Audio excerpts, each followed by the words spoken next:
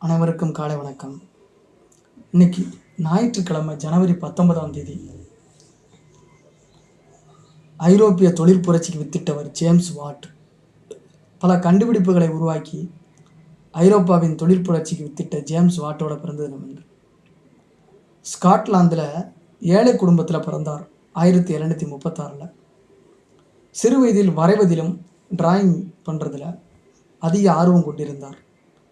காகிதம் வாங்க காசு இருக்காது என்பதால் வீட்டு தரையிலேயே வரைவார். இவரது ஓவியங்களில் வட்டம், சதுரம், முக்கோணம் என கணித சம்பந்தமானவை அதிகம் இடம்பெறும். பிறவியிலேயே சற்று பலவீனமானவர். உடல்நலம் அடிக்கடி பாதிக்கப்படும். தொடர்ந்து பள்ளிக்கு செல்ல முடியாதால் அம்மாவிடம் வீட்டிலேயே கற்றார். உறங்கும் போதும் விழித்திருக்கும் போதும் இயந்திரங்களை பற்றியே கனவு காண்பார். 18 வயதில் லண்டனில் கருவிகள் தயாரிக்கும் நிறுவனத்தில் ஓராண்டு பயிற்சி பெற்றார்.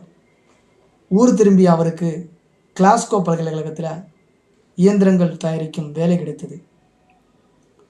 தாமஸ் நியூ காமன் என்போரின் நீராவி இயந்திரத்தை பழுது பார்க்கும் வாய்ப்பு 1764 கிடைத்தது.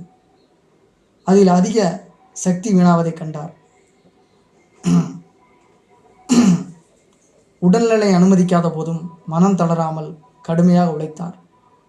இயந்திரத்தில் சக்கரம் பொருத்தும் அமைப்பையும் பிஸ்டனை மேலும் கீழும் இயக்கும் ரோட்டரி முறையையும் உருவாக்கி அதை மாற்றம் செய்தார்.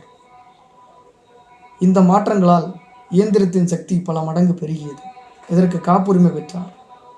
இயந்திரத்தின் வேகத்தை கட்டுப்படுத்த உதவும் சென்ட்ரிஃபியூகல் கவர்னர் கருவி, அழுத்தமானி, பொருள் அளவு, விசை, வேகம், தொலைவு ஆகியவற்றை பதிவு செய்யும் கருவி, நீராவியை கட்டுப்படுத்தும் த்ராட்டில் வால்வு ஆகியவற்றையும் கண்டுபிடித்தார்.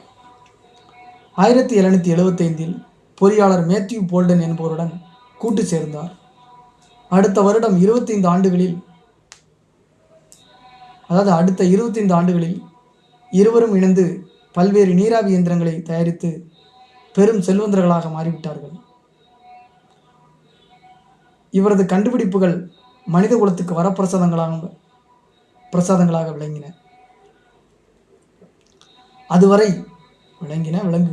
அதுவரை மனித விலங்கு ஆற்றல்களையே நம்பியிருந்த தொழில் உலகம் புதிதாக நீராவி என்ற இயற்கை சக்தியை பயன்படுத்த தொடங்கியது. உற்பத்தி பல மடங்கு பெருகியது. தொழில் புரட்சிக்கு வித்திட்ட நாயகர் என்று உலகம் இவரை போற்றியது. மின்சாரம் கணக்கிடும் அளவு முறைக்கு வாட் என இவரது பெயரே சூட்டப்பட்டது. இவரது கண்டுபிடிப்புகள் பல துறைகள்